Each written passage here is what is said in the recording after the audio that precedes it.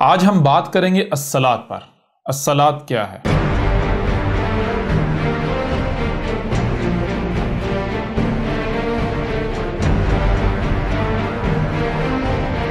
جیسا کہ آپ جانتے ہیں ہر کوئی نماز کو ہی الصلاۃ قرار دے کر وہ نمازیں پڑھ رہا ہے اور سمجھ رہا ہے کہ میں الصلاۃ قائم کر رہا ہوں، وہی الصلاۃ جس کا قرآن میں حکم دیا گیا یا جس کا قرآن میں ذکر ہے۔ اور اسی حوالے سے ایک بڑی تعداد میں ہمیں جو سوال موصول ہوا اسے سوال تو نہیں کہیں گے بلکہ اعتراض کہیں گے۔ جو اعتراض اٹھایا گیا وہ اعتراض یہ اٹھایا گیا کہ احمد عیسیٰ صاحب، آپ نے اپنی الکتاب میں الصلاۃ کا انکار کیا ہے۔ آپ نے کہا ہے کہ الصلاۃ جو ہے وہ دجل ہے، فریب ہے، فراڈ ہے، الصلاۃ نام کی کوئی شے نہیں ہے، تو آپ الصلاۃ کے منکر ہیں۔ تو ایسے تمام کے تمام افراد، تمام کی تمام شخصیات جو بھی یہ سمجھتا ہے کہ احمد عیسیٰ نے الصلاۃ کا انکار کیا ہے، احمد عیسیٰ کی الکتاب میں الصلاۃ کو دجل، فریب، فراڈ کہا گیا ہے، تو ان سب کے سب کو چیلنج ہے کہ وہ اپنی اس بات کو سچا ثابت کر کے دکھائیں۔ اگر دنیا میں کوئی بھی اپنی اس بات کو سچا ثابت کر دیتا ہے تو اسے منہ مانگا انعام دیا جائے گا، یا پھر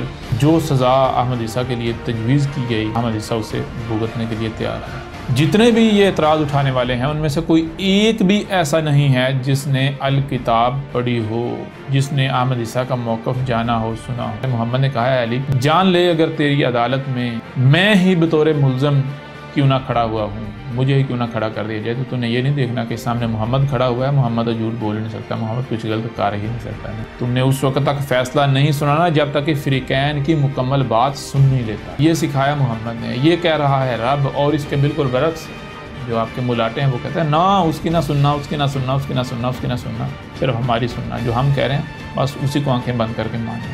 آپ خود بتائیں کہ آپ محمد کی اطاعت و اتباع کر رہے ہیں یا پھر آپ ان ملاٹوں کی اطاعت و اتباع کر رہے ہیں؟ کسی ایک ملاٹے کو نہیں علم کہ الصلاۃ کیا ہے۔ کوئی ایک بھی خود کو مسلمان کہلوانے والا ایسا نہیں ہے کہ جس کے پاس علم ہو کہ الصلاۃ کیا ہے۔ اور اگر کوئی یہ دعویٰ کرتا ہے جی مجھے علم ہے، تو آج احمد عیسیٰ کے سامنے پتہ چل جاتا ہے۔ الصلاۃ کے اوپر بات شروع کرنے سے پہلے ابتدا میں چند لائنیں جو ہیں الکتاب سے پڑھ کر آپ کے سامنے رکھتے ہیں اور اس کے بعد پھر باقاعدہ جو ہے الصلاۃ کے موضوع پر آتے ہیں۔ صفحہ نمبر آپ دیکھ لیں 1172 1172۔ احمد عیسیٰ ان کے پرخچے اڑا کر رکھ دے گا۔ احمد عیسیٰ سب سے پہلی بات کہ ان کی اس بات کو بے بنیاد و باطل ثابت کرے گا جو یہ کہتے ہیں کہ اس قرآن میں الصلاۃ کا ذکر تو ہے لیکن الصلاۃ کی تفصیلات نہیں۔ ان کی اس بات کو احمد عیسیٰ جھوٹا ثابت کرے گا اور احمد عیسیٰ ثابت کرے گا کہ یہ لوگ مکار ہیں، جھوٹے ہیں، یہ فاسق ہیں، یہ وہ ہیں جو قرآن کو بدلنے والے ہیں، یہ وہ ہیں جو کچھ سامنے لاتے ہیں اور کچھ چھپا دیتے ہیں۔ کیونکہ اگر یہ ایسا نہ کریں تو ان کے پیٹ نہیں بھریں گے، ان کی دکانداریاں نہیں چلیں گی، ان کے روزی کے اڈے بند ہو جائیں گے، یہ لوگوں کا مال کیسے کھائیں گے، لوگوں کے اموال کیسے لوٹیں گے۔ سب سے پہلا سوال ہم وہ جو آپ کی نماز ہے اس کے اوپر اٹھاتے ہیں، غور سے سنیے گا۔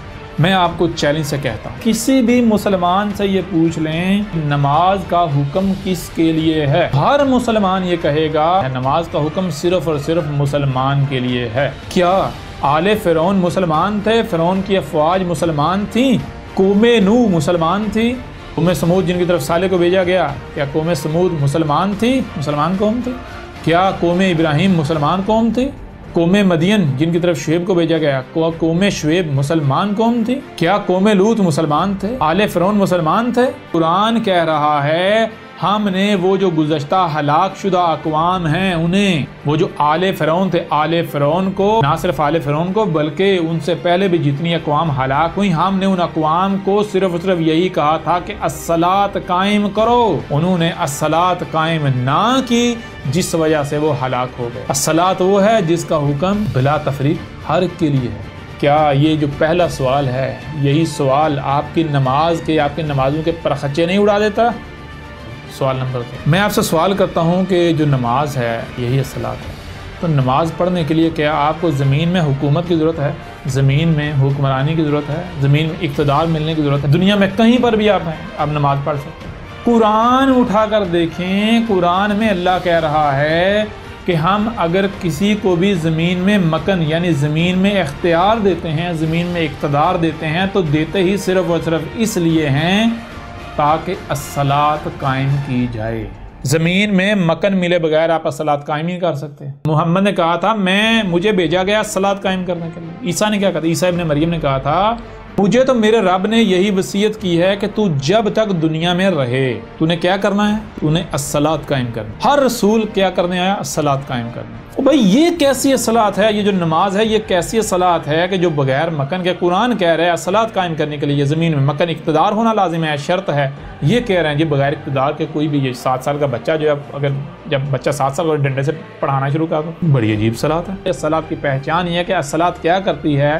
الصلاۃ جو فحشاء ہیں جن سے بھی نقصان پہنچ سکتا ہے وہ یا جو فواحش ہیں ان کو نکال دیتی ہے، ایسے نکال دیتی ہے جیسے بٹی لوہے کے اندر سے اس کا خبث، اس کا گند نکال دیتی ہے، ریسٹ نکال دیتی ہے۔ تو جہاں الصلاۃ قائم کی جائے وہاں فواحش نہیں ہو سکتے، وہاں منکرات نہیں ہو سکتی، وہاں کوئی ایک رائی برابر بھی ایسی شے نہیں ٹھہر سکتی کہ جو انسانیت کے آسمان و زمین میں کسی کے لیے بھی نقصان دہ ہو۔ کتنی نمازیں پڑھیں معاشرہ جہاں فحاشی سے منکرات سے پاک ہو جائے، ملاوٹ سے پاک ہو جائے؟ بتاؤ ذرا، سب سے بڑے فحاش اور ملاوٹ کرنے والے تو یہ داڑھیوں والے ہیں، یہ نمازیں پڑھنے والے ہیں، ان کے پاس تو کرائم کرنے کا لائسنس ہے۔ آؤ ذرا احمد صاحب گل ثابت کر کے یہ حل کتاب میں لاکھوں کروڑوں کی تعداد میں ایسے لوگ ہیں جو دن میں 5 بار نمازیں پڑھتے ہیں اور تسلسل کے ساتھ پڑھتے ہیں، اس کے باوجود ہر وہ کام کرتے ہیں جس سے اللہ نے منع کیا، وہ جھوٹ بولتے ہیں جس سے اللہ نے منع کیا، دھوکہ دہی کرتے ہیں، دھوکہ دیتے ہیں، چوری کرتے ہیں، زنا کرتے پکڑے جاتے ہیں، ان کی اپنی آنکھیں ان کے کنٹرول میں نہیں، ان کے اپنے ہاتھ اپنے کنٹرول میں نہیں، ان کے کان اپنے کنٹرول میں نہیں، ان کے جسم کا کوئی عضو ان کے کنٹرول میں نہیں ہے، لڑکوں سے جنسی رغبت رکھتے ہیں، ملاوٹ کرتے ہیں، دوسروں کے حقوق پامال کرتے ہیں، آسمان و زمین میں فساد عظیم کر رہے ہیں، یہاں تک کہ کون سا ایسا کام ہے جسے اللہ نے روکا ہو اور یہ لوگ نہ کر رہے ہوں، یہ خود کو مسلمان کہلوانے والے، نمازیں پڑھنے والے۔ اس کے علاوہ درجنوں سوالات ہیں، درجنوں نہیں سینکڑوں سوالات، اگر آپ اس الکتاب کو اٹھا کر دیکھیں تو آپ کے اوپر ہر لحاظ سے واضح ہو جائے۔ یہ وجہ جس وجہ سے احمد عیسیٰ کی دعوت سننے سے روکا جا رہا ہے، کیونکہ یہ ملاٹے جانتے ہیں جس دن لوگوں نے اس کی بات سن لی ہمارے چنگل سے نکل جائیں گے، ہمارے دجل چاک ہو جائیں گے، ہمارے لبادے اتر جائیں گے۔ اس طرح بڑھتے ہیں اگلے سوال کی طرف۔ یہ سورہ بنی اسرائیل کی آیت نمبر 110 ہے، یہ آیت آپ کے سامنے رکھتے ہیں اور اس آیت کا ترجمے کی بنیاد پر جو سوال کھڑا ہوتا ہے وہ آپ کے سامنے رکھتے ہیں۔ ذرا غور کیجیے، تم خود مانتے ہو، تم کہتے ہو ہم تو اسی کو صلاۃ کہتے ہیں جس پر ہم نے اپنے آباء اجداد کو، کیونکہ ہمارے بڑوں نے ہمارے آباء اجداد نے اسے صلاۃ کہا، اس لیے ہم اسے مانتے ہیں۔